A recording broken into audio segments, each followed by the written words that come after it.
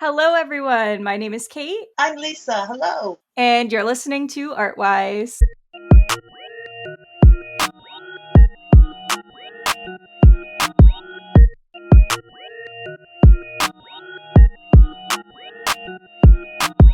Hello, everyone. Welcome to the 100th episode of Artwise. Today, I have a very special guest with me, Lisa. Why don't you go ahead and introduce yourself and just kind of give a little introduction for what we're here on Artwise to talk about today? Oh, okay. Thank you. Hello, everyone. My name is Lisa Buckley, and I'm a puppeteer. And I've been a puppeteer for over, oh my goodness, excuse me, over 30 years, which is crazy. And I started out becoming a puppeteer when I was really, really young. Growing up, there weren't a lot of women role models. This was in the 70s. And one of the couple were Jane Goodall and also Diane Fossey, and of course Jacques Cousteau. But we're talking women role models. And I thought they were the most amazing women ever. Excuse me. And I decided that's what I want to be. I want to be an animal biologist, a zoologist. So I studied every animal book written. I knew all about animals, and that's it. That's my life. I'm going to college. I'm going to become a wildlife biologist or a zoologist. I get to college, I take science classes, and I realize I don't like science at all. I'm not very good at it. And it just wasn't interesting to me. I realized, I want more for my animals. I want them to talk. I want them to have lives. And the school that I went to just so happened to have a puppetry class, and it was 6 credits for a semester, which is a lot. So I took that, and Kate, I fell in love. I became a puppeteer. I quit school, and it's always funny. The universe, you say you want to do one thing, and the universe goes, nah, I don't think so. So that's my crazy story of how I became a puppeteer. I love stories like that. I feel like every artist that comes on this podcast has like a pivot point where Right? they want to do something else because people are saying, "Oh, you should go to school for something practical." And then they get like on a course correction a little bit. Absolutely. Like slapped in the face. Like, no, you're going to be a puppeteer and you're going to love it. And you're like, what? Wait, no, I want to be an animal scientist. Yeah, so crazy. Very crazy. Can you share a little bit more about your journey into the world of puppetry? And we know how you discovered that it was your passion, but how how did you start your career into puppetry? Well, I must say I've been very, very fortunate. So when I took that class in college, that I took the puppetry class, I noticed on the bulletin board was a advertisement needing puppeteers, which was very strange. And it was a group that were doing holiday specials, and they did them for Showtime. It was Metromedia back in the day, but then Showtime bought out Metromedia. So we did 6 holiday specials for them, all with puppets. So I got to make puppets and perform puppets. And I also became the prop person because it was a very small team. So that allowed me to quit school. And my parents were like, what is wrong with you? Meanwhile, the University of Connecticut, you can get a doctorate in puppetry. So there you go. And then after that, it just seemed to be one thing after another. I was in the right place at the right time. And yes, I've done my fair share of birthday parties and, those little shows. I did those. But my career just sort of followed this incredible line of being in the right place at the right time. So after the holiday specials, ALF came along, which was totally crazy. And that got me to Los Angeles and, and out there for 8 years working, and then I worked on this crazy show called Scorch, which was a dragon version of Alf. And it just so happened that one of the puppeteers, her husband worked on Sesame Street and said, you should try out for Sesame Street because they're looking for women puppeteers. Because this was a time when Sesame Street didn't have a real lot of women puppeteers, and they decided to expand that. So I auditioned for that, and that allowed me to come back to New York because I grew up on the East Coast, and so I worked on Sesame Street. So it's been this chain of very fortunate events. Thank you, universe. And then after that, I realized, yeah, television puppetry is wonderful, but it's I want something different. I want something more. And the humanitarian aid work came after that. And that for me that is truly where my heart and soul lie. And that started from ex Sesame Street people, ex Muppet people wanting to do something after 9/11 because they were going to bomb Afghanistan and they were incredibly worried about the children. And they did a landmine awareness show with puppets for the children to, be very careful. And that sort of spiraled into, well, okay, let's do disaster risk reduction, let's do peace building, let's do trauma, let's do WASH, let's do malaria. So, yeah, and that it's just been amazing. I've been so fortunate, so fortunate. So that's good. Yeah.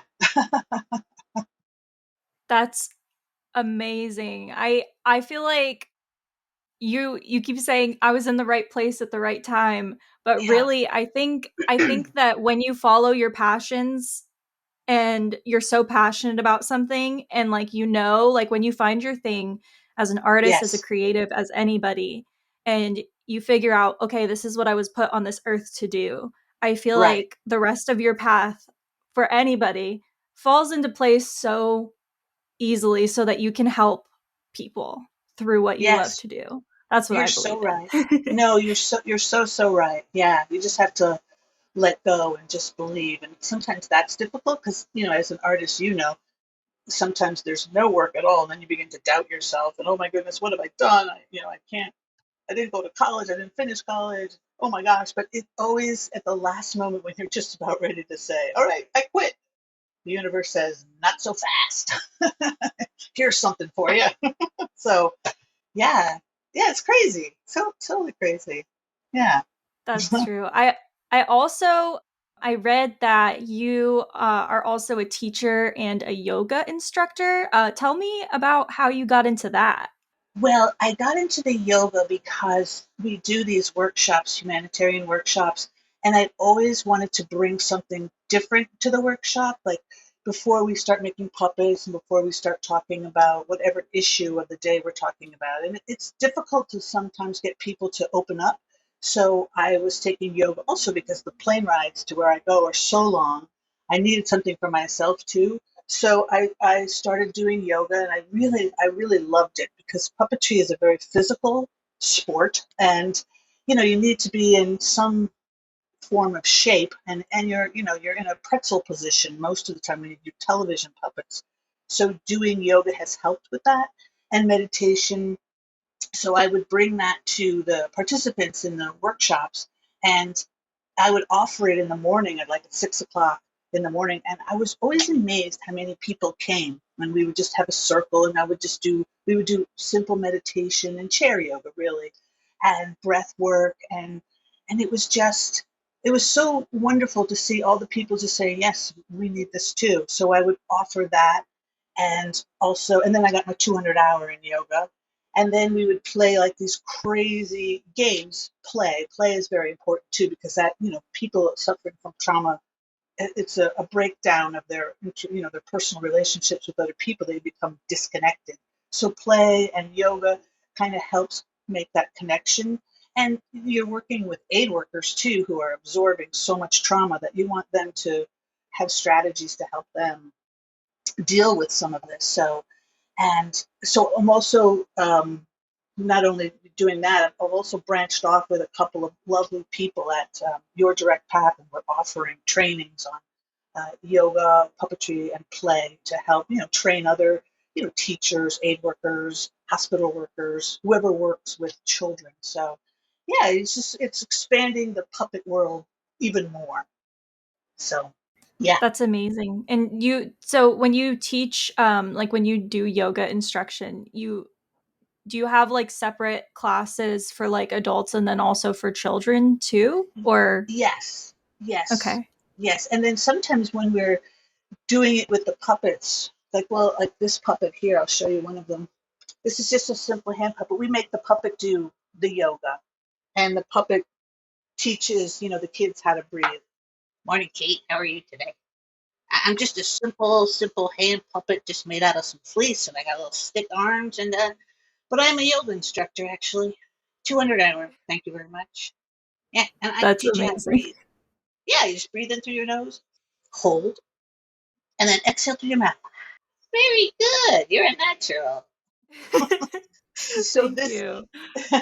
so it's kind of nice having the puppets teach the yoga and meditation and breath, and the kids, teach the puppet. So it's involving the puppet as a tool because I've noticed that puppetry there's so many different um, ways it can be used. It's not just for television. There's just it's theater. It's art. It's a healing technique for people suffering from trauma. It's a teaching tool. So yeah, it's quite funny to see, and people love puppets. They just talk to the puppet. It doesn't matter how old you are. I'm always amazed, like giant 7 foot men that used to work in the army, or you're talking to a puppet. So it's it's amazing. It's amazing.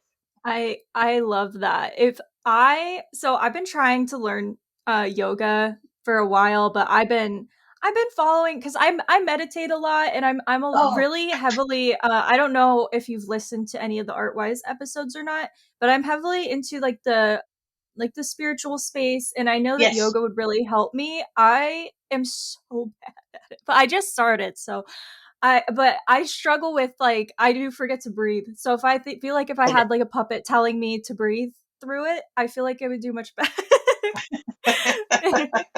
You don't say no to a puppet, Kate. Yeah, well, You, I wouldn't. you wouldn't. Yes. Well, that's good. Good for you for doing yoga. That's it's hard because a lot of the yoga you feel like, oh, my body isn't perfect, I can't do it. But yoga is supposed to be accessible to everyone. It's not poses. It's a whole lifestyle. So good for you. Don't Mhm. hang in there. Hang in. Yeah, I started out just doing chair yoga because that was easy for me because I was so out of shape, and then I gradually proceeded from there. So, and you have to find the right teacher. It's like a, yeah, you will. But good for you. I'm happy for you. yeah. The very simple poses I can do. Hmm. Anything that requires any sort of flexibility or strength, I'm Yes. I'm very Yes. I would say that I'm very out of shape. I haven't exercised since I was in like high school. Hmm. So I'm trying to get back into it because I know how beneficial it is and how helpful it Yes. is to like move your body and like Move release your body. those trapped emotions and focus Yes. on breathing and meditating. I know how important that is. So I really Yes, do want to learn. So I wanted you're to ask already doing about it. that. You're already doing it, yoga. Just by showing up, you're doing it. So good for you. Good for you. Thank you. Thank you. So my mom was actually so excited when you applied to be a guest on Art. I was so excited, but my mom was especially excited, especially when she heard that you worked on ALF. Oh, yes. Yes, I did. I did. That was And so, oh, it's so funny. When people talk about Apple, I'm like, oh my gosh, that was, it feels like 100 years ago, but I was the left hand on Apple. And I used to have one of those chairs, one of the director's chairs that just said left hand on it, which I thought was great. Yeah, it's so so that was like fun. my first big show. And it was crazy because it was so immensely popular, sorry, and then it just sort of died away. And it would get incredible fan mail. It got a lot of fan mail from prisoners, which is quite interesting. I guess because they could relate to being in lockdown. I don't know. It was very strange, but yeah, it was a very good experience. It was crazy, crazy, but a lot of work. I mean, it was a lot of work. That puppet he was tough. I did want to ask, how as a puppeteer do you bring your these characters to life in a way that they can create meaningful connections with anyone who views them? Oh. Well, it's funny on Alf because I was the left hand. I had to become a part of Alf. So, like your left hand doesn't do its own thing. It has to be a part of the right hand. It has to be a part of the body. So that was very interesting how to work with someone, how to listen to them, and to make myself just be one with them. It's almost like a meditation thing too, because you become one with that person. So that was kind of interesting. It was hard in the beginning because you're like, no, we should do this, and then you realize, no, I'm not Alf. I'm just the left hand. I'm assisting. So that was a nice lesson in patience and trust and listening skills. Then when I was on Sesame Street, that's just such a an amazing show because it's been on for long. It's just this gigantic, successful machine which just knows what they're doing. So the character, you just you have to learn how to, I guess, trust yourself and just do the best job you can. You're working with the best puppeteers in the world, so you just kind of try to you up your game right away, which is nice. But because you're not it's not shot live, you're not really interacting with too many children and people because we have to do the script, and we have 2 days to finish the script, so it's very regimented, and there's moments of play and fun, but it's a job. So that's why I like doing the humanitarian aid work, because you're right with people in the moment. For me, that's more satisfying. I mean, some people, it's the other thing that's more satisfying, which is fine. But for me, it's working with people, especially people who've never seen a puppet, which is crazy, and who have never had the opportunity to become a puppeteer or make puppets. That's so much more satisfying for me.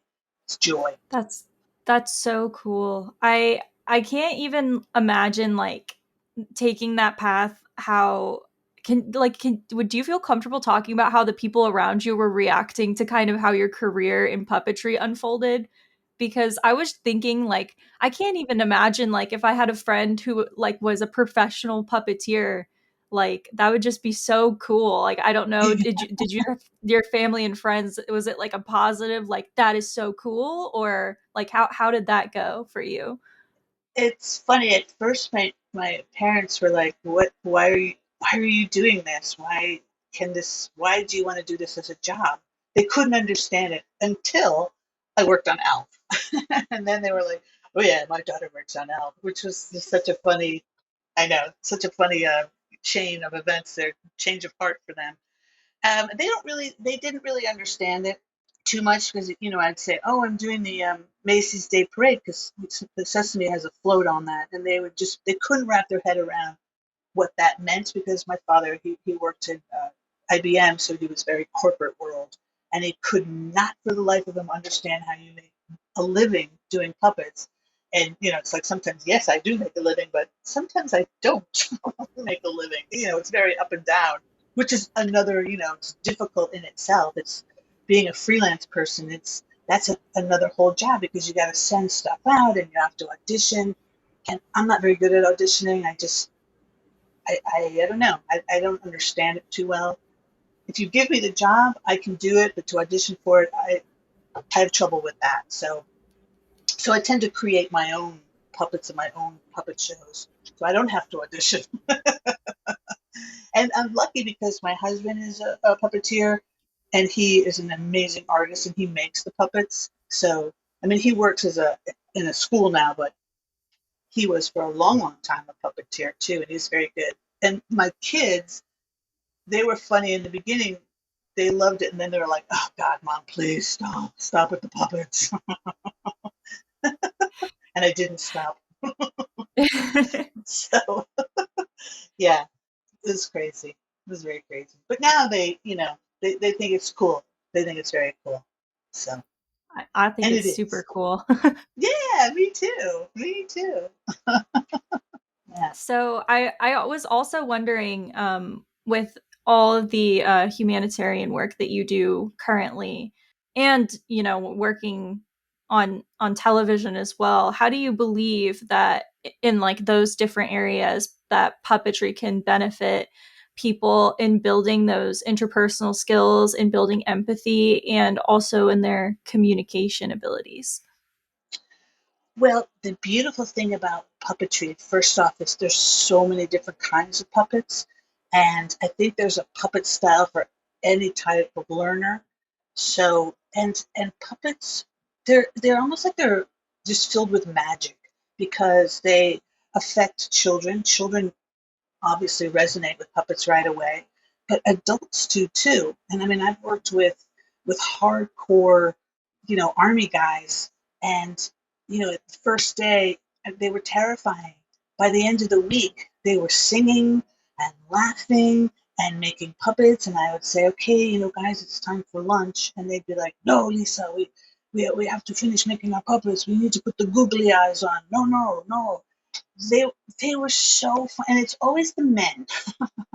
So men are always the ones that first go, no, I don't want to do this. And at the end, they're just, they're on stage, they're singing and dancing and laughing and performing their puppets, and they're cradling their puppets as almost if they were their child.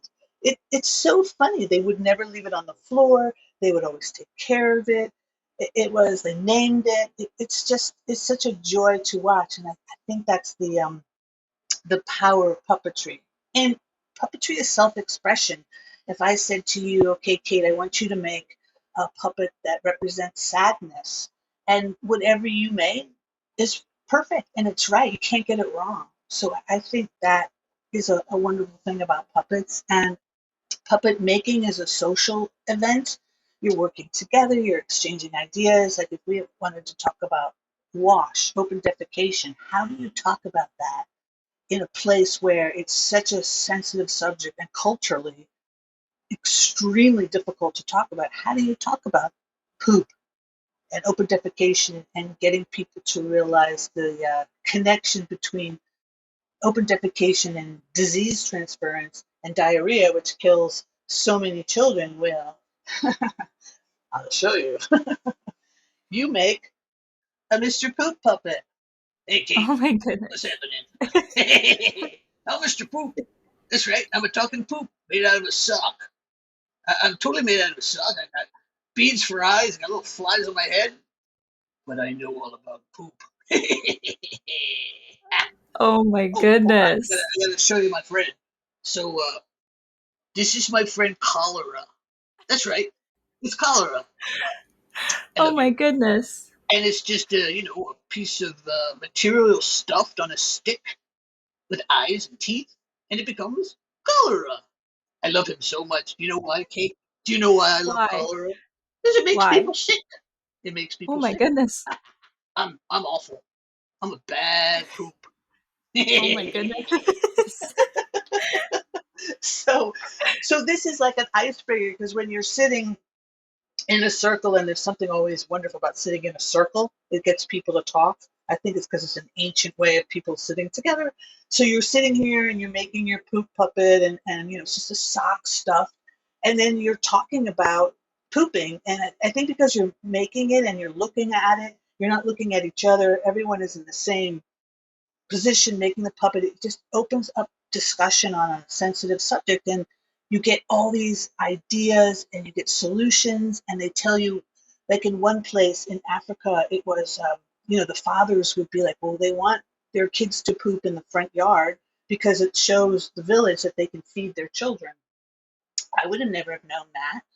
That's something that's quite interesting. And okay, so how do I make that put into the story, that we have to get them to realize, yes, you're feeding your children, but you're also exposing them to potential cholera and diseases and germs and diarrhea that could kill them.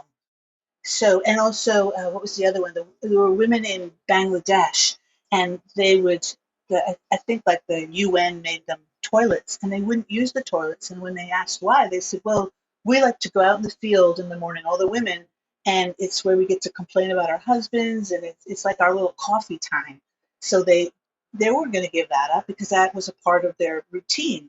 So you have to have them understand, okay, how do we get them to realize that they can have that in a different way, but we need them to have practice good sanitation habits and washing of hands. So you get these characters that become stories, and people, they start acting. I mean, had like ministers of health, grown grown people becoming Mr. Poop, and having these whole stories. And then you have the whole wash characters. You have dirty water, and you have the latrine, because this is where you want them to go, but you have to make sure latrines are safe and they're clean, and they're, because the little kids don't want to use them because they could fall in the pit, and sometimes there's snakes in there. So it's like this whole thing. You're like, oh my gosh, this is an incredibly difficult subject matter. How do we get people to realize this? But it's all play. You do it through play and stories, and then it becomes solutions. And then you take that and you go into schools and you go into communities and you show everybody. And then they start to realize, oh, I get the connection. It's just another way of making the connection. I see what's happening now. If I don't wash my hands and I'm making dinner after I've changed the baby, your poop can get into the dinner and then I'm making my whole family sick. So it's crazy. And then you have your clean water, your jerry can. Hello, Kate. How are you today? I'm just a simple jerry can. And she's just made out of cardboard, just with rubber bands. And which is also another thing that I like to do is when we're doing the puppets, is all items that are in country, recyclables, bottles, cardboard, newspaper can be made into puppets, which is another fabulous thing about puppets. You can make them out of anything. So yeah, so puppets are they're just so magical, so very magical. Yeah. So that's my I would think, see, I feel like especially nowadays, I feel like people get so concerned about how you're presenting such important information. Like I yes, know some people are like, "Oh, well, you don't want to use puppets to talk about serious topics because you don't want to make light of something that's so serious." But I know for myself personally, like some of my core memories of like important things that I learned like throughout my childhood into adulthood stick in my mind so much more because they were taught in a way that like resonated and was kind of fun and like yeah, memorable. And yes. so I don't know how you feel about, I don't know if you faced any of that, any of people saying, well, is it appropriate to use puppetry for this topic? I don't know if you wanted to speak on that. I so far no. It's always been they think, wow, this is a wonderful tool to add to put in our toolbox to add to what we're teaching. It's just another way of saying the message. It's more more visual. Maybe that'll help your visual learners. It's allowing because we are our purpose, the little NGO that I worked for, No Strings International, they use puppets to teach these life-saving lessons. It was always let's get the kids to come up with the solutions because if you empower the kids, they're going to grow up into that community and then they're going to become leaders. So if you get them when they're young and then you make them feel important, they can go back to their houses and tell their parents, tell if they're in a refugee camp, and say, this is what I learned today. And here's a shadow show that we made. Let me show you. So it's just another way of talking about something. And it seems to resonate with a lot of people because puppets are non-threatening. So it allows you to talk about sensitive subjects that, as a human, you might not be able to because they might get all like, you shouldn't talk about that. Women shouldn't talk about that. Or, you're a child, you shouldn't talk about that. But if you present it with puppets, it sort of bypasses all of that and you can get it seems to be allowed. And puppets can talk about, things that are unseen, like the germ, like emotions. This is just a simple emotion puppet. It's just made out of, that beautiful foam paper and stuff, and she's happy. So you can talk about, all right, Kate, what makes you happy? When you're happy, where do you feel it in your body? Do you feel it in your head? Do you feel it in your heart? What do you do with your physical body when you're happy? And it helps you to talk about, oh, I'm happy when I'm with my family, or I'm happy when I'm with my friends. Okay, then what makes you sad? You're sad. And what does sad sound like? What do you do with your body when you're sad? And where do you feel sad? Do you feel that in your heart? That little ear beat pieces. So it allows you to talk about things that are unseen and the art of making them too. And while you're making them, you're talking with your group, and you can all talk about sadness. So it's just a nice tool that sort of just goes with whatever you're teaching, just to get people interested and thinking on another level. So and it's fun. It's about fun, and you probably remembered things because it was fun, and that's a Yeah. great way to learn. Yeah, that's a very Yeah. important way to learn, I think. And especially I nowadays for kids, the way they learn, I don't think sitting in a desk, and just, how I grew up was all by rote. They just to teach you a blah blah blah blah blah, and you would blah blah blah blah it back. But now you want kids to be involved, doing and expressing themselves through different ways, so they'll remember it. So I could talk about I puppets all day. That's what we're here for, right? Okay. Okay. Yeah, Yeah. I definitely think it's an underutilized tool because you're Yes. so right in that you do kind of get to present information in a way that not only like does it make it more memorable, but like exactly what you were saying, like I can totally see like children going home to their parents and being like, this is what I learned. And Yes. they grow up and they carry that with them. So the world, Exactly. even if it's not an instant change, even if the parents are not like, oh yes, like let's implement all of the things you learned immediately, like they're gonna carry that with them. It's Right. gonna be memorable and they're gonna grow up and they're gonna facilitate change. So Exactly. Exactly. You're so right. That's exactly it. And they're going to enjoy themselves, and they're going to learn about themselves, learn how to work together, you know, make their social skills stronger, all those things too. And it's also therapy, making puppet art therapy. You know that. Yeah, it's all about that too. It's just another layer of how fabulous puppets can be. So, highly recommend them. I was wondering too if you could tell us about like maybe like your personal specific experiences in conducting like these workshops in like various countries and how puppetry has addressed like different topics. Like maybe I don't know if you have like specific stories that you wanted to tell. I know you already Yeah. told one with the cholera, but Oh, if you have any yes. others. Well, I was in Turkey, right on the Syrian border, and we are working with aid workers and clinical psychologists who are working with refugees from Syria. So they came from Lebanon, they came from Jordan, they came from other places. They come from uh, Egypt too, maybe so. And they were working in refugee camps, and they were looking for something to help in the child-friendly spaces, which are is tents that have clinical psychologists and games and toys, so that the kids can come for an hour a day, and psychologists, sociologists, social workers could work with them just to help them, give them strategies to navigate the trauma and just to keep an eye on them. So it was a wonderful workshop, and it was building, and you get, this is one of the bad things that I can do. I start to get overconfident, and I'm setting up this fabulous table because it's worked 100 times before with all these supplies on them. And I turn to the group and I'm like, all right, everyone, let's make puppets, thinking, okay, this is going to be great. So all the women run up, and they started, and none of the men got up. And I'm like, oh my gosh, what's going on? Why aren't the men getting up? Should they can't work with the women, they can't stand next to them. I'm like, oh my gosh, I forgot important things. And I said, why don't you guys want to do this? And they're like, that's women's work. And I was like, women's work, making puppets? And they're like, yes, that's women's work. I was like, oh no, I'm in trouble. This workshop is going to fail. But then I'm like, okay, so I'm trying to think of what to do.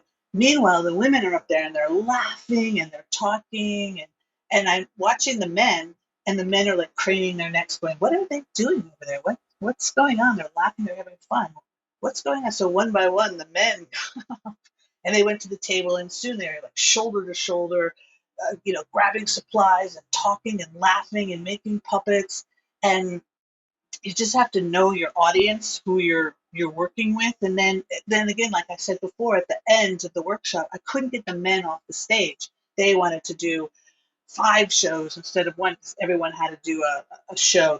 Their team would have to pick a subject matter within trauma, and I couldn't get them off the stage. They would not come down. They're like, no, this is so much fun. So it always makes me laugh, because the men try to be these, oh, we're men, we don't do fun stuff. And then, but yes, you do, because not too long ago you were a little boy. You're a child. Your child is still in you. So that was good. And then the same group? Yeah, the same group. They were working in a Jordanian refugee camp for Syrians. And they told us later that in the child-friendly space, they had this the hand puppet, and they were, working with her. They were psychologists, and they couldn't get her to talk. She had seen her. She was very young, and she had seen one of her family members get shot right in front of her eyes and killed.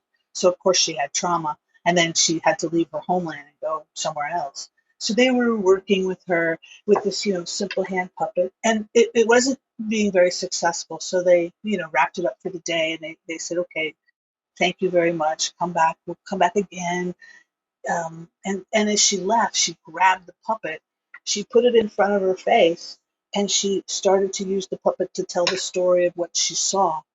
So they were just so amazed, and I just was like ready to cry because it's a way she used the puppet as a way to talk about her trauma, which is exactly what we wanted, and what the puppets can be used as a healing tool. So it's just little stories like that of just watching people who don't really have access to art and don't really have access to any sort of play or therapy or anything find puppets and then just blossom into these amazing artists and amazing people, which of course they already were. And it just, I'm never disappointed, never ever disappointed. It's the power of puppetry, and just how fantastic it is as a healing teaching tool. So simple. I mean, just a little thing on a stick can start a conversation. So it's incredible, just incredible. Kate, it's incredible. It is. I think it's also a really a good reminder to how fortunate we are to have access to creative tools. I mean, Exactly. the people listening to this, if they're listening to this on a phone or a computer, then you have access to creative tools, So it's like Exactly. not everyone Yeah, does, and I feel like we take it I for know. granted sometimes. And it's always the first thing that in a budget at a school they cut is art, which never makes sense because that's the one thing that connects us all together. Because you go around the world and everyone is, because we're human, we're artists. Everyone is an artist. Everyone needs to be creative and should have an opportunity to be creative, because it's just so beautiful to watch people who don't have access to art and materials. And even just like leaves and grass, I've seen amazing things. And another thing about a type of puppet I have to show you is shadow puppetry, which is another art form of puppetry that's really lovely. And teenagers seem to like this. So this is just a pizza box with a shower curtain in a white shower curtain, or you could use paper too. And it's just very simple. It's just a flashlight. And again, it's another way to tell stories about the things that are unseen. So this puppet is anxiety, and he's just a paper cutout with the word anxiety on him. And he can, this is what anxiety feels like, looks like to me.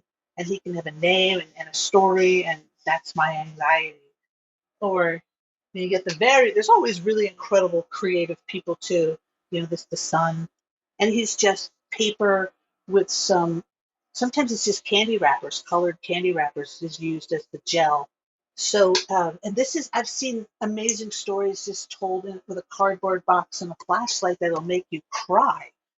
It's just so incredible. So that's just another tool of puppetry is shadow, and you can talk about things that are difficult. And, people who are introverts or very shy, they seem to love shadow puppetry. They don't want to be seen. I don't blame them. What's your favorite type of puppetry if you had to pick one? Well, I think my favorite puppet is Mr. Poop because he's just so ridiculous. I think I really like sock puppets, very simple sock puppets. And then my husband, he's a carver. He carved this carrot. He's a stick puppet. He's a talking carrot. Hello, I Kate. love that How are you carrot. today? I I'm know so good. I'm so carroty. Yes. Oh my Bonjour. gosh. But we've also made puppets out of paintbrushes, just paintbrush and just I think this paper mache, just wrapped around an old paintbrush, and then just some fur and hands on a barbecue skewer, and it's just another simple, beautiful puppet. just made from rags and an old paintbrush, paints with a face. So yeah, it doesn't have to be crazy material, which is nice when you're traveling to other countries that don't really have supplies. They don't really have foam paper or pom poms or things like that, but they do have newspaper. They do have cardboard. They do have, you know, rags and things like that. You just say, all right, that's a puppet. And you just put it on a stick and it becomes a puppet. So yeah, it's cool. Very cool. So when you're building puppets and designing them, what does your approach look like to effectively convey the emotions and the things that you need them to convey Well, to the audiences? well, I usually just something will pop into my head, like if I'm at Home Depot, which is like a treasure trove of puppets that don't know they're puppets yet. And you just see something, you're like, gosh, that would make an awesome puppet. So it just is an idea in the head, and then it's just a really bad sketch on a piece of paper. And then sometimes I'll show it to my husband. He'll go, okay, I see what you're doing there, and he'll help me. Other times, like the emotion ones, sometimes I draw them. Sometimes it just happens. So it's I find like this the coronavirus puppet that I made. He was I'm the coronavirus. He was just a rubber soccer ball that I got at a drugstore, and I said, "Wow, he's the perfect size for a head." So we just cut it in half and gave him a mouth, and then covered him in fur and put all his coronavirus little thingies on him and a Does he have a crown. crown? Oh my Yeah, he goodness. does. He does have a crown. And then he becomes the coronavirus, and he's just a simple. He's just a rubber soccer ball.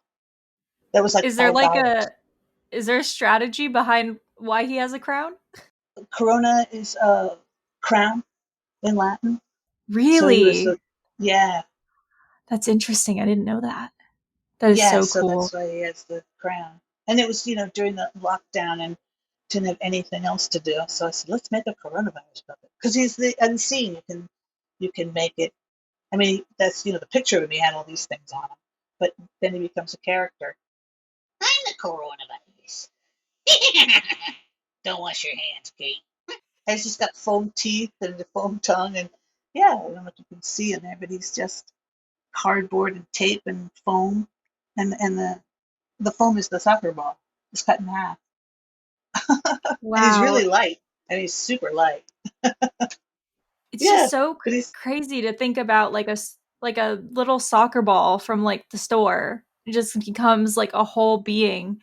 And it's comes a crazy whole too being. because when when you're like from the perspective of like the audience like watching you be these characters, like it's really such like a drastic like they're their own characters, like they're their own individuals. Yeah, yeah, they Like are. so it's incredible. Like I don't know like how do you do it? I watched a lot of cartoons growing up, and I like I don't know when I was growing up it was a lot of Bugs Bunny cartoons, and I loved the Three Stooges. I just thought they were so funny, and I just love that kind of being really silly. And I love people laughing, and I don't think we laugh enough. I think we need to laugh 100 times more than we're laughing right now. So that kind of I love the silly. I love silly humor. I just really love it. So I thought, that's to me that just it makes me feel good to laugh, and that's good. That's very, very good. That joy and that silliness. I think we need so much more of that because we're so bogged down with things that we can't control. So you might as well just start laughing. Why not? So I think that's what the good thing about puppets is that you can be silly because you're being, a Mr. Poop puppet. So it allows you to become a silly thing. So if you were doing it without Mr. Poop on your hand, it'd be like, oh my gosh, what's wrong with you? We need to get you to the hospital. But with a Mr. Poop on your hand, it gives you license to be silly. I think puppets give you a license to be creative and silly. So, and the sillier the better. And I think that's why adults resonate with that because they don't get a chance to be silly and have fun. So I think it allows them that. So, and I think it's important. I do Yeah. too. Yeah. I'm Right. definitely Yeah. through my business, I try to be an advocate for silliness. I'm a brand designer, so Are you the really? Oh, how industry nice. yeah, the industry is full of such serious and like look, I'm a brand strategist. I implement strategy with my clients, but how I portray myself on social media and through my podcast, I always try to Yes. tell people like it's okay to be silly and like make it fun. You can still Oh be a my gosh. professional in what you do if you're having fun. Absolutely. You don't have If to. you're having fun. Exactly. And I think it helps you come up with better ideas too when you're having fun and being silly. It I gets agree. the creative juices going. Yeah, good for you. Good for you. I agree. It's I'm nice to be glad that we're another talking silly about it person. too. Yeah. Yes. Yes. We need more of it. So much more of it. Because someone Yeah, said to me, none of us gets out of here alive, so you might as well enjoy as much as you can and be silly as much as you can. You might as well. that's true. I Yeah. agree. Yes. So, Good. we haven't really talked about this a whole lot yet. I mean, we did touch on it a little bit, but I was wondering if you could expand on talking about the role of puppetry in therapeutic settings, like therapy settings, and how exactly it facilitates healing and also emotional expression for individuals who've experienced trauma. I know you had the one story about the girl, but Yeah, about I the was just girl. wondering if you Yeah. could expand on it a little bit. Oh, sure. Again, I think because art therapy is involved and the making of the puppets, it just allows you to separate yourself from what you're going through at the moment. And art therapy is just such a wonderful tool to help people. And if you're making something that represents what you're feeling, and then that you can make that feeling talk and explain, I think it just allows a lot of room for that. And if you connect it with play, we play these incredibly silly games like a ping pong ball, and we wear these crazy hats, and you have to throw the ping pong ball in the hat. So we set those up in the beginning, and that just allows people to just start to get their heart cracked open and to have some joy. And then we say, okay, now we're just going to make some puppets. And when you're making puppets, you can talk about how you're feeling, because it's difficult to talk to someone if they're looking at you right in the eyes and they got the little pen and paper and they're watching you. You kind of like, oh my gosh, please don't look at me when I'm talking. But if you're busy making puppets and you're putting on hair and eyes, and I think it frees you. Your hands are busy, then you can start to speak about things. So, and we make sure that our workshops are incredibly gentle and very safe. We try to create a very safe space. So it's we have 5 days when we do our workshops, and we know that the people that are coming, the volunteers and the aid workers, they are traumatized too. So you have to kind of get them to a space where they feel comfortable. Because not only are they learning new teaching tools, but we have to help them in the moment also. So it's like a slow approach of, of building puppets, being creative, playing games, the mindfulness, simple breath work, just step by step by step by step, and each day introduce a new piece of the puzzle, and then just have them show it back. And then when they're showing it, just all of that encouraging, all that love, all that care. Whatever you made is perfect. Oh my goodness, that is the most beautiful cholera germ I've ever seen. It's incredible. So it's like you're holding space for them, and you're cradling them, and you're walking them through this path, because that some of them do have breakdowns in the workshop because they're holding on to this trauma while they're trying to help their community and their people, and they've lost their house and all of that. So people are incredible. So and I think puppetry just allows that space to connect with each other, because if you're working on a puppet like these these type of puppets. This one takes like 3 people to operate. So you have to work together and you have to talk and you have to listen. And it just allows you to just, okay, take a breath. It just kind of like resets your emotional channel, I guess. I mean, I'm not a clinical psychologist. I teach puppetry, but I've seen it enough times to know that building art and allowing people to be creative and giving them a safe space can really help people heal. And we, of course, work with clinical professionals who are trained in trauma so that if something were to happen, they know how to deal with it. Because I don't.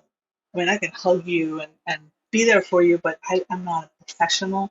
So but I've seen how this kind of art form really works, really, really works. So it's amazing. Yeah. So I'm honored to be able to do this. It's crazy how amazing it is and necessary it is. And so, yeah, I think that answered your question. Yeah, yeah, it does. Is it ever like is it ever challenging to kind of be in such a like space with where how do I word? Not the best at wording things, but is it ever You're doing challenging to be in that space with people who've experienced trauma where you're trying like even though you're trying to help them, I would imagine it would still be challenging in some regard. yes, because you're hearing the stories. Like a coffee break isn't just a coffee break. It's somebody telling you that the ISIS took their daughter and their granddaughter, and he doesn't ever think he's going to see them again. This is just over a coffee break, before we get back to work. And you're just, I don't, oh my gosh. So, but for me, when I go there, I know I have a huge responsibility. I need to be present and I need to be there 100%. I don't matter in that moment. I'll deal with that when I get home. I'll figure out what works for me, massage, walking in the woods, being so grateful that I don't live in a place that's like that. But when I'm there, I know it's such a gift and an honor and such a privilege, and I have to just be there for them in whatever capacity. So it doesn't matter if I'm tired, I don't want to do it. I'm just like, this isn't working. I just always say, okay, I'm with you. I'll stay after and show you this. I don't mind. It's okay. Because just watching people in parts of the world where the daily struggle is overwhelming. And yeah, you get residual trauma when you leave. Sometimes I just want to cry, and I have, but never, I won't do it in front of people. So I have my strategies. That's also why I do yoga and meditation, because I had to do something. So, but it's a lot. But the humans are amazing. The capacity to keep going and to care for one another and care for their families, care for the country. I mean, young people. Wow, I hate when people talk about young people, how out of touch they are. They no, there's so many amazing young people out there that are doing such good work, caring about their communities, their families, their country.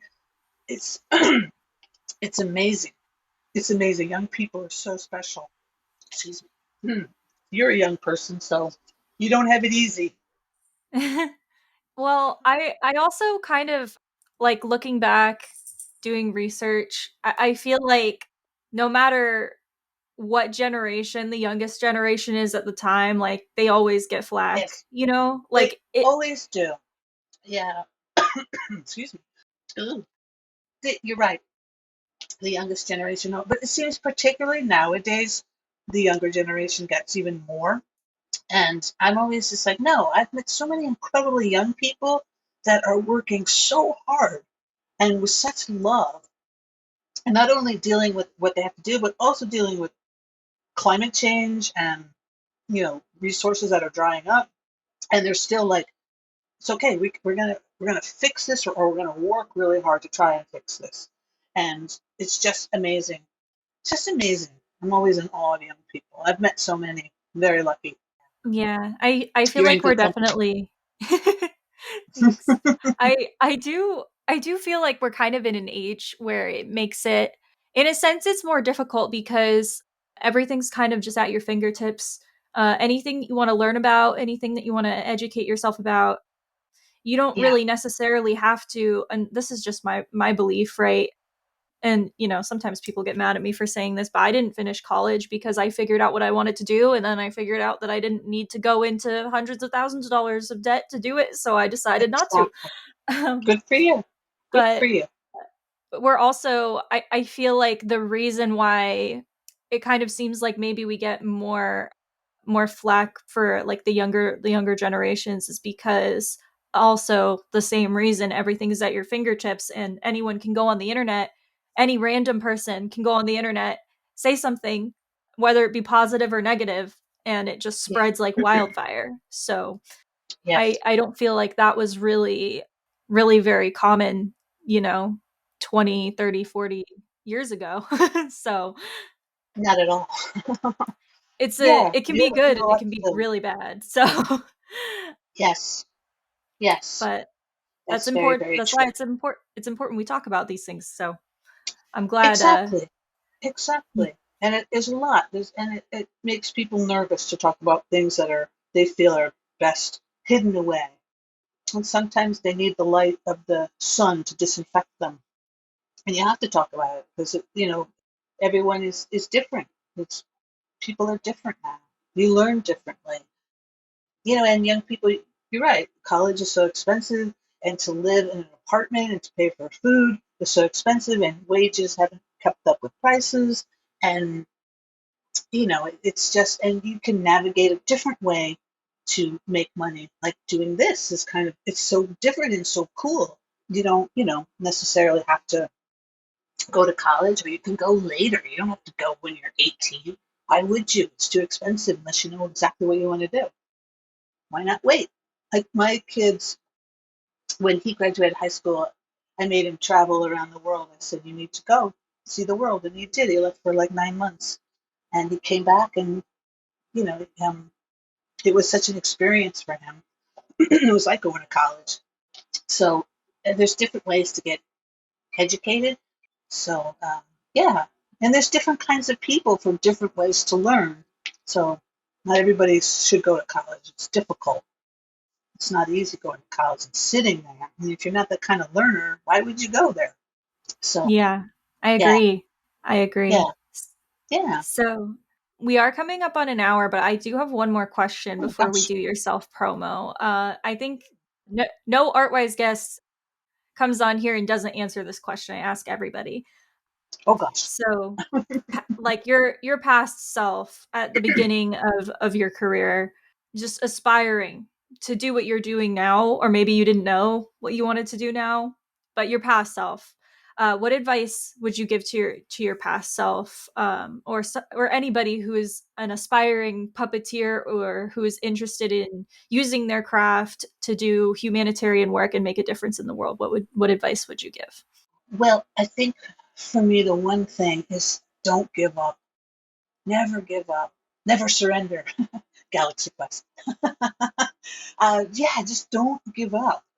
And I know it's hard because sometimes you're in the deepest darkest hole and you're just like, that's it, I can't do this anymore. But just don't give up. There's so many different ways, and like with puppeteers who want to be a puppeteer, there's all kinds of, in every state there's puppetry guilds, like regions. There's puppetry festivals, and it's so good that everything's online now, and Instagram, and you can connect with people, whatever art form that you like, and you find your people. It's all about finding your tribe, and it's difficult when you're really young, especially in high school, but your tribe is there, and they're out there, and you just have to find them. And if it's a passion in your heart, and it's, that's what you want, just go for it. Just go for it, and just never give up. And but do a lot of self-care, because it's not easy when people don't agree with you and will try to stop you because they don't understand you. So definitely don't give up. But self-care, a lot of self-care. So, just out going for a walk, breathing, even eating your favorite food. Just don't ever give up. It'll happen. It will happen. Or it will lead you down another path. You never know. Like I was going to be a scientist, and that was it for me. And now I'm a puppeteer. Who knew? Yeah, I almost So, went to college for chemistry. oh my Almost. Really goodness. close. Yeah, Oh big my goodness. big 180. It was I always kind of knew I wanted to go into the creative field. My dad's an artist, so Oh, it was okay. it was Yes, pretty. yes. It's in the family.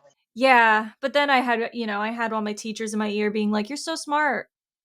I know. Why waste it?" And I'm like, "Waste? It's not a waste." But It's not yeah, a waste. You don't waste it. You just do yeah, it differently. That's a weird thing to exactly. say. Yeah, Yeah. I But had look at that said you. to me by. Yeah, I feel like I'm Yeah. But doing look at okay. you. I mean, you're doing what you love. It's fabulous. You're doing it in your way that works for you. Yeah.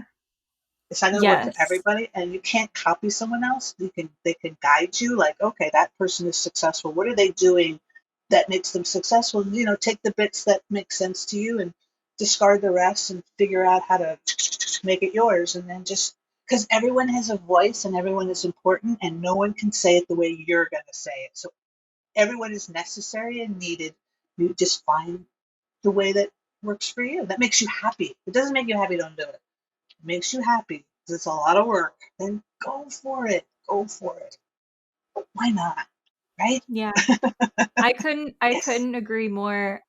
Thank you so much, Lisa, for coming on. I Thank appreciate you you. taking the time to talk to me and to share Oh, your this is fun. passions. Thank you. Yeah, Thank you for it was having a me.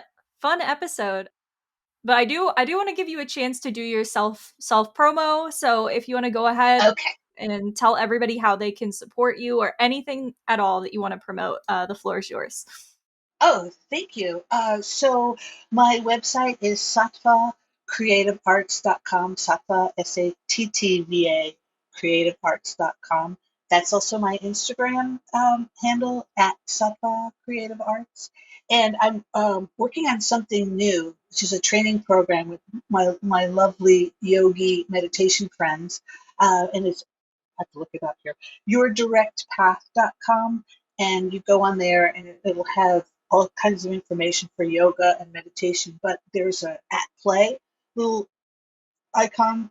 So go to that, and it's a training where we're working on blending mindfulness, puppetry, and play into a training program for teachers, educators, social workers, any clinical professionals, volunteers, parents, anybody who works with kids, and how to blend the art of puppetry with mindfulness and breathwork and play. A lot of play kind of ideas, putting it all together for children to help them navigate going to school and all the different things that they have to deal with. So it's a training program, which should be really cool.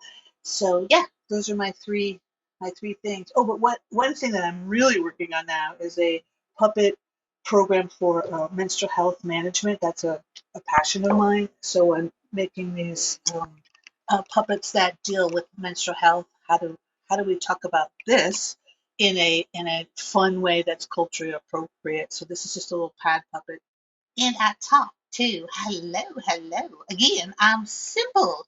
And I talk about menstrual health, which is totally biology, people, all natural. So it's how do we talk about that, which, half the population has a period, and, talking about body parts in a way that's, fun, educational, you know, having to struggle through this. And in some countries, girls have to go to a hut. So, and you have your period every month. Yeah, basically it's 7 years of a period, and every month these poor girls are said, okay, you need to leave the family and go into a hut till your period's over. You can't be around anybody. Why? It's just it needs education. So, so I made these puppets. This is a blood droplet, but she's also an astronaut. She has a little astronaut helmet. So yes, she can go to outer space and have her period at the same time. Yay! So that's That's my so new cool. subject matter that I'm working on that I think is very timely right now and very needed and necessary in countries where they don't have access to period products or education, and girls don't go to school, so they're missing out on school, and it's early marriage. So it's a whole population of women and girls who this world needs. You never know that one of them could be a top scientist or a top doctor, an explorer, or come up with what's going to solve climate change. So for me, it's very personal. So that's my other project I'm working on. So That's that's amazing. everything. I think no, I think that's so needed. That's so So needed. needed, right? Even here, I told you I think before we started recording, but I think most of the listeners know that I live in Florida. We just had a bill passed, the don't say period law No, here. It don't say passed. And period. What? yeah, they Oh, I think the law says they you can't talk about it with children before the 6th grade, which is horrible because I think a sixth lot of grade girl. women, Yes, yeah, girls yes. get their period before that very often. Some, It's not yeah, some uncommon at 8 years all. old. So, It's not uncommon at all. That's very unfortunate. yeah, I It's a natural biological fact of life, and you wouldn't be here unless your mother had a period.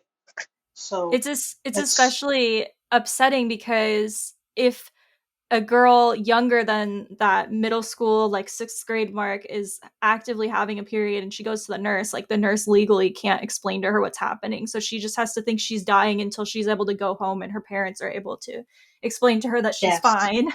So I yes. think it's definitely very necessary, and I'm so glad that you, even though it was at the very end of the episode, I'm so glad that you brought I that know, up I totally because forgot about them. I think it's Yes, very yes. important to talk It's about. very important. Yes, because I think it sets a girl up for, self-esteem issues if you don't talk about something and she's worried every month. It's not like it's once or twice a year, it's every month. A girl, a woman, people who menstruate have a period. So that's just not right. It's Yeah, biology. It's nothing to be ashamed of. I mean, when I was growing up, for me, it was my mother was like, don't talk about it, don't tell anybody. So, I thought, oh my gosh, don't say a thing. No one's having this period. But, it's 2023. That's ridiculous. We I should agree. talk about it. Yes, education. It's how your body works. And if you have problems, physical problems, because a lot of people suffer on their period, it's good to know your body and how it operates. And it's a sign of your health if your period comes and you could get through it. But a lot of women don't. They have a lot of pain, they struggle, and they don't feel confident to talk about it. They should talk about it. It's crazy. Plus, it's expensive. Yeah. Period products are expensive. Yeah. Oh, that's very sad. I'm sorry. It's Very sorry. I'm hoping that it'll get overturned or at some point, but yeah, I Yes. thought it was important to bring, even though it's the end of the episode, I thought it was important to bring that up because it went into, we're recording this as of July 10th. It went into place on the 1st. So, we're about a weekend. But I didn't know about that. Wow. it's crazy. That's Yeah. I that's heard about it. crazy. I thought it was a joke at first. I was like, seriously? Yeah. Is that what we're focused on right now? Yeah, that's what Okay. we're focused on. Yes. But Yeah. yeah, Something that, yeah, half the population is a period. yeah, The population. yeah, Yeah. it's Oh, crazy. that's awful. That's crazy. That's Yeah. crazy. Wow. But I'm I sorry. did it's kind of mind-blowing a little bit that this is something that's going into place in 2023. But yeah, I thought it was important to bring that up because it's currently still an issue even here and it needs Yeah. talking about, so figured I'd bring it up. But Yes. yeah, thank you again, Lisa, for coming on. Thank you Thank you, so much Kate. for your time talking to me. I'm so Of excited for this episode course. to come out. I don't know how I'm gonna wait a month and a half for this episode to come out, but we'll manage. I know, me either. Me either. I know I blabbed. I just talked and talked and talked, but I just am so passionate about the subject matter. So, but That's thank you. Thank you exactly for being a lovely host. thank you. Thank you. It's exactly what a podcast is for, right? Like I started a podcast because I Yes. love to talk. So Yeah. Yes. but again, thank you again, Lisa, for coming on. If you guys made it this far into the episode, please check us out on Instagram.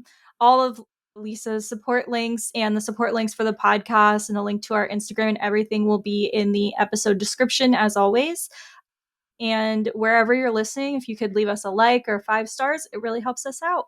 So that's it for this episode. And I will see you guys next time. Bye, everyone. Bye. Thank you.